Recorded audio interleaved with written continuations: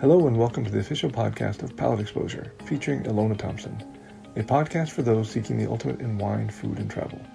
Each week she interviews winemakers, chefs, celebrities, and a variety of guests that shape the way we enjoy life.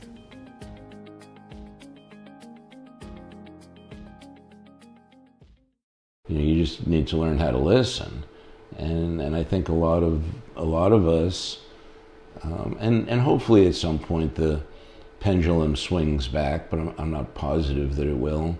But I think a lot of folks are, becoming so enamored of all of the cool technologies that are out there that that they lose that touch with things. Mm-hmm.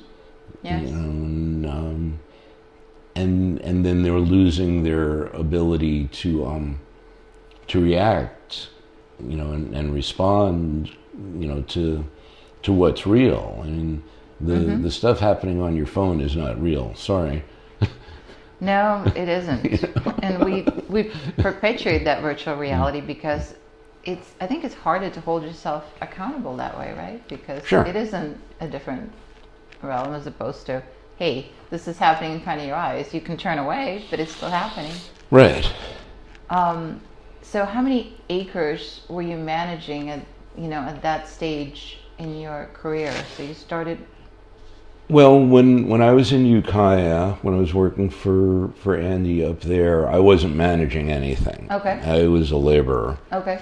Overseeing, maybe just getting involved. Yeah. It was a large property, wasn't it? Yeah. I mean, I think out there at Talent, but Andy had other properties around Ukiah. It was around 1,000 acres or so. It's a huge response. I realize you weren't directly responsible, but still, it's a lot of land to get. Oh, absolutely. Yeah, and just a lot of stuff, and learning how to think at that scale. Scaling is what I was going to ask you about. Which, to me, is kind of second nature. Yeah. Wow. Because that was the way I learned it. It was like there was no other. It's quite unique. Nothing to compare it to. It wasn't like, my first job was working at a 20-acre vineyard at an estate winery. I think that's a whole different thing. But the highest level I rose to there in Ukiah was being a field foreman. So I had my crew of 25 or 30 guys, and was learning all I could learn just by reading and talking to people, and going to school and getting a viticulture degree was not real life. That wasn't never going to happen, just because life was in the way. And and at a point I got comfortable with that, figuring that you don't need to know everything, you just need to know how to find it out. Teachable. Yeah, you don't have to have that stuff in your head. But getting that second job without a degree was really, really hard. That took like a couple of years. Oh. And the reason I left up there was I wasn't learning anything anymore. I had learned all that I could learn. Just because of the structure there. Yeah, of course. You get to a point, I think you need to make some mistakes to continue to learn, and in that operation, mistakes were not allowed. It's kind of, you get told to do what to do every morning, and you better go do it. I find it so instructive as I listen to you that you have this ability to take yourself out of the comfort zone. A lot of us, once we're wedded to something, it's one of the most difficult things to do is change. But there you were, feeling complacent to some degree, and you felt that urge to. Right, exactly, and and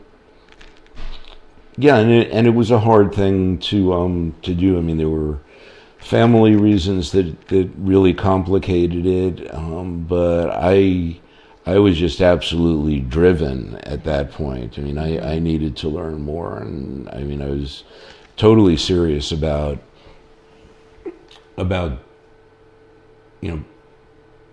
growing grapes for the rest of my life. I mean, I kind of knew that was what I at this point. You knew that's it. Yeah. Okay. Yeah, absolutely. And after looking for a couple of years, I was introduced to a guy named Andy Kangemi, and Andy was managing a big development in Pope Valley. Okay. That at that time was owned by a small gas and oil company named Buttes Gas and Oil, and they had been involved in California agriculture before. They had been through the labor wars in the Central Valley with Cesar Chavez and a lot of stuff. I heard a little bit about a grapevine, but I think most of us are hardly familiar with, with that chapter. Yeah, it was an ugly chapter. I mean, Andy had amazing stories. And so they divested themselves from the Central Valley and bought this property in Pope Valley. It was 4,300 acres. Again, a large property. Huge property. Not all plantable, but their goal was to get to around 12, 13, 1,400 planted acres at that point. But it was owned by a publicly held corporation, so it got complicated. But the point is that Andy had been looking for somebody, at that point, a vineyard supervisor, somebody who could deal with the planted acreage, which at that point was about 500 acres, and somebody else was going to continue with the development stuff, because out there the development stuff was really big time stuff. I mean, huge water development, building reservoirs, big pipelines, a lot of heavy construction work. And he had, it was a really good match, because he was very tired of interviewing people who had just gotten a BA in viticulture, or in some cases who had just gotten a master's in viticulture. Great theorists. And had no idea of how to grow grapevine. I mean, it was all the good theory stuff, it was all the good education stuff, but no practical experience. Yeah. And he needed somebody who could show up on the first day and knew how to do stuff. Yeah. Wow. So it was great, and it was... Pope Valley was less than ideal, certainly, but, I wasn't at a point where I could pick and choose. Right. I needed to go do something. Yeah. And it was a great learning experience. It was absolutely wonderful learning experience. Just, again, the scale, but exactly the right step up in responsibility. And Andy was really good about providing educational opportunities, and encouraging that, saying, look, I understand, the nuts and bolts stuff, but you kind of need to know this other stuff, or at least some of it, to move along. And it was great. It was really a good job. And I stayed for 12 years. Wow. It was great. It was really good. But at a certain point, and it may have been from very early on, but I wasn't aware of it, the whole project became more of a real estate project than a serious vineyard project. Got it. The vineyard was sort of an adjunct, and the only way that the oil company was ever going to really get their money back out of that was by building homes. Right. And subdividing and doing all of that stuff. Because the quality of the fruit was okay, but it wasn't great. Yes. So the revenue was always going to be sort of okay. It worked, but they were never going to cover millions and gazillions of dollars that they spent developing that place. Sure. They spent a huge amount of money out there. So I became less and less interested as a long-term thing, but it was still an okay job. It was still fine. And got a call when I left Ukiah. I was able to maintain a really good relationship with Andy Beckstoffer. I felt very indebted to him, for having given me an opportunity at the very beginning. Yep. And I really liked him, and I like him very much to this day. The parting wasn't quite so pleasant with the guy who was running the place. Right. But it's neither here nor there. So I got a phone call from Andy just about that time. It was 91-ish, 92, somewhere in there. And he wanted to talk, which kind of came totally out of the blue. And he had just bought Tokelon. Yeah. He was in the process of replanting a lot of the stuff in Rutherford that he had bought from BV. And he needed help.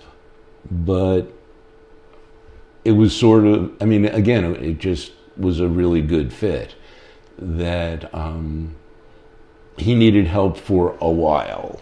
And we didn't know whether that meant 4 years, 5 years, 6 years, but that there was going to be a point where it wasn't going to be fun for me anymore. And he knew that I would start to get bored and that it just wouldn't work. But for that period, it was perfect. Yeah. It was absolutely perfect. It was a way to get out of Pope Valley. Yep. To be exposed to a whole bunch of winemakers that I never met, that I knew existed but never worked with, because they weren't buying fruit from Pope Valley. Sure. So it was this whole, welcome to Andy Beckstoffer's world, and a chance to take care of some really great vineyards. Have you had any significant wines at that point? Have you tasted anything that really kind of turned your head? At that point, not really. Okay. So it's all kind of new. Not really. Still all kind of the new. premium world. Yeah. Okay. Yeah, still all kind of new. So that all of that really started with working with Andy. Yeah. Well, Tokelon, how much more exciting could it be? Yeah, and the old vines were still there, so I got to farm them for 1 year. And again, it's learning from the grapevines. Yeah. I learned a lot, just from taking care of those vines for a year. That's a story in and out of itself, isn't it? Yeah, and it's a great, great piece of land. It's really a wonderful piece of land, and those old vines had a lot going for them, but they were sick, and it just wasn't. They needed to come out, I suppose. Was it hard? No, I wasn't super attached to them. It had only been a year. Okay. And I knew it going into that. Yeah. It wasn't the future of that land. So the redevelopment of that was fun, and taking care of the all the stuff around Rutherford, and then Andy's got a substantial vineyard around his home off of Zinfandel Lane. So it was everything in the upper part of the valley. Okay. That he owned at that point. Didn't have to go to Carneros, which made me happy. Not a fan of Carneros? Huh? Wasn't a fan of Carneros then? No. Okay. No, just it just wasn't real interesting to me at that point. But the transition from when I left Pope Valley, we were doing something close to 1,000 acres, but it was all in one place. Right. Yeah, everything was there in one place. You went to work in the morning, and that's where you were. There was one shop, there was one set of equipment, there was one crew. It was big, but it was all self-contained. Absolutely. And doing 500 acres on this side of the hill that were in, it wasn't that much compared to what we do now. It was maybe 5 or 6 different sites. Was so much harder. So tell me more. How so? What just the logistics of it. Okay. Just the logistics. Of having people in the right place, having equipment in the right place. Doing what felt like an enormous waste of time driving from place to place. Sure. Getting used to all of that. It was way more challenging than you like the challenge than the 1,000 acres in one place. Well, I wondered about it originally, but it also dawned on me that that's the nature of Napa Valley. Yeah. There are no giant vineyards in Napa Valley. No, and it feels very compact. It's a small valley inherently. Right, but lots of different ownerships. You look at you've probably seen the maps that Antonio Galloni did of all the different AVAs. Yes. Look at all of the different ownerships. Yes, it's. It's very, very cut up. Yes, it's almost unsettling when you start really delving into it. Yeah. And sure, Treasury, Constellation, they've got some big contiguous vineyards, but that's not really the nature of the valley, and that's why there's so many management companies. Yep, that makes sense. You've got all of these small to medium-sized landowners that either don't want to or don't know how to do their own farming. Yeah. So you've got dozens of people that do what we do. Yeah, no, I'm not aware of as many as you are, but I know enough to say it.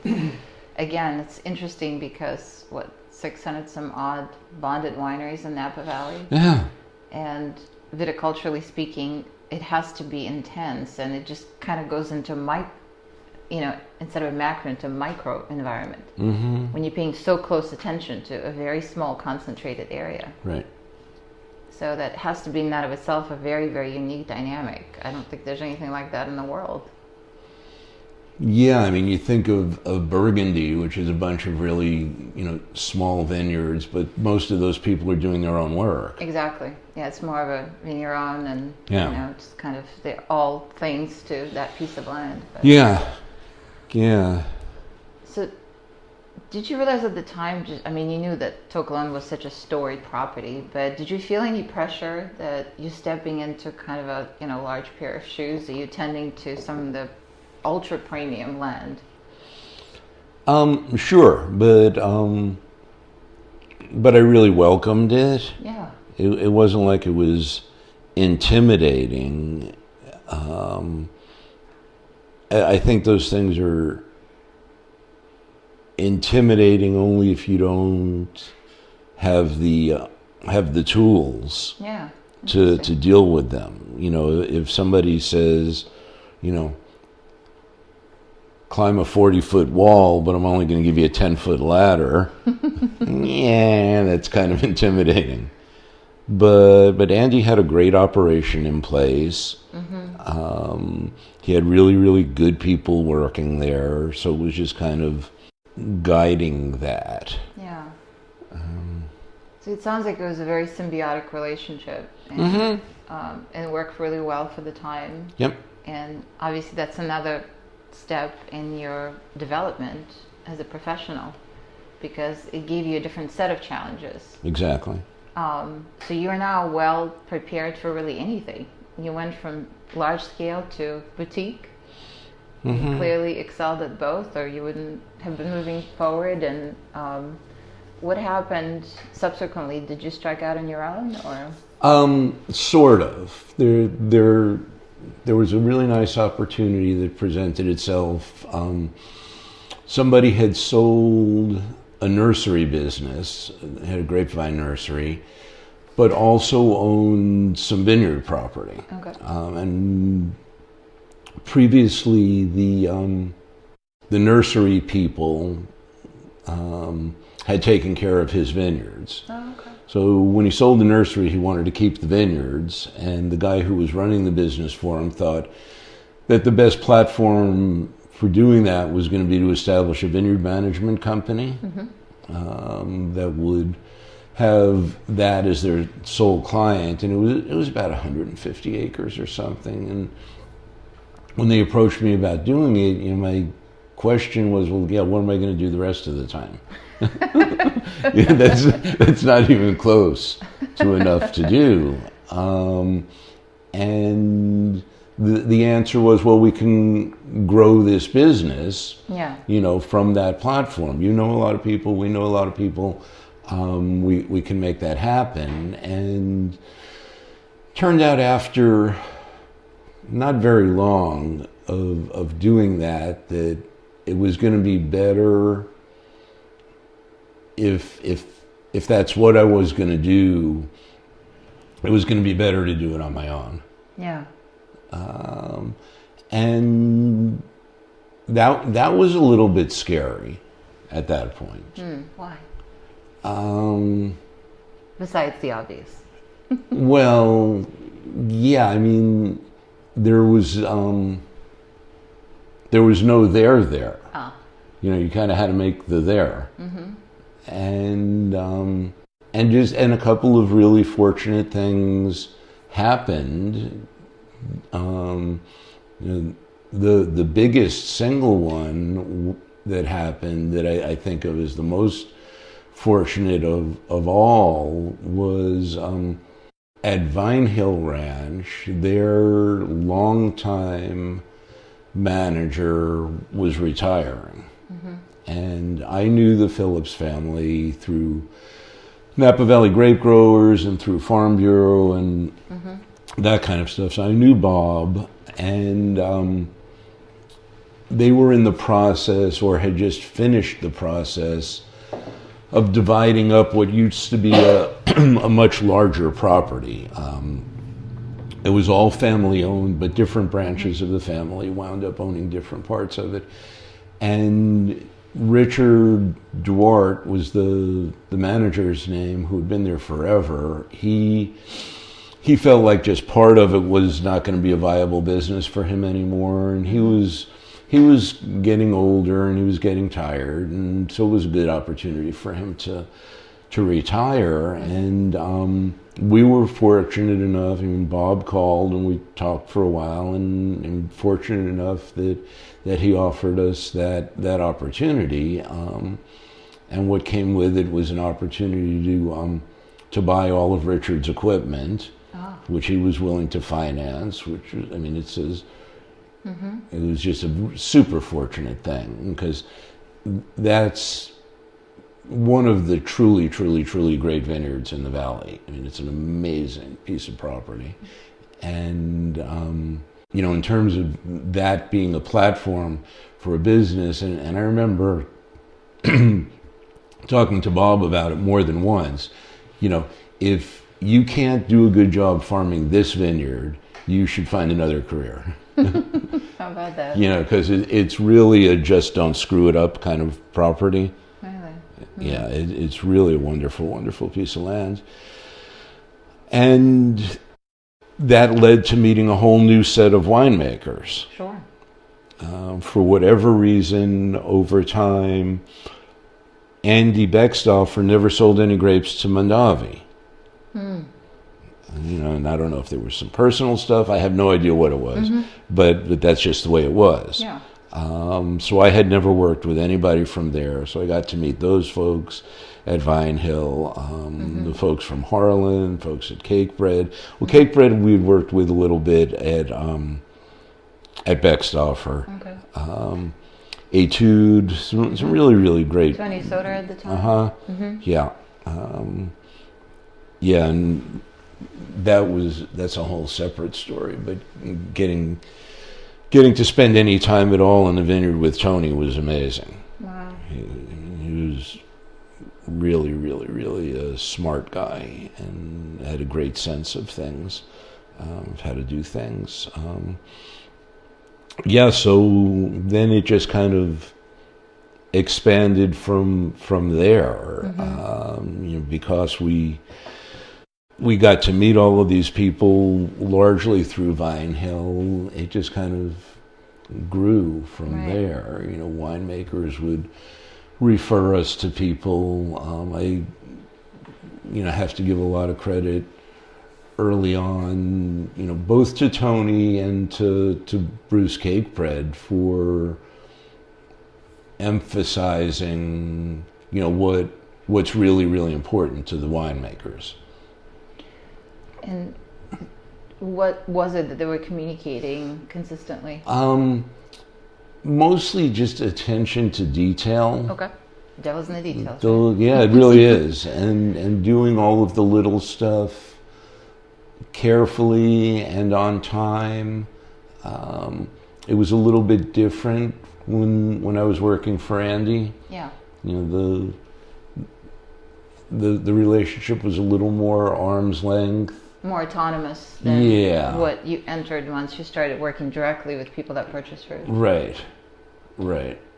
So it had to have been a different learning curve for you, because there you were, you obviously had a formidable skill set. They hired you, and all the things that you've described happened for a reason. The reason you were given the reins and, like you said, have the ability to take over the business. This gentleman had to have a lot of faith in you. So there you were, sort of in a different iteration of your world, because now you're working with clients.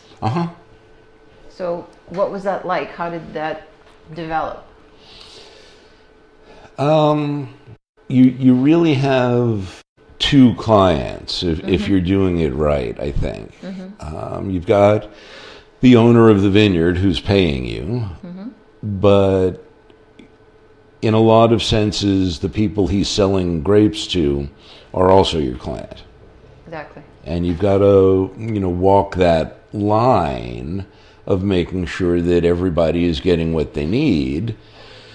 And as things have gotten so expensive, you just have to be very aware of the end goals of everybody. Of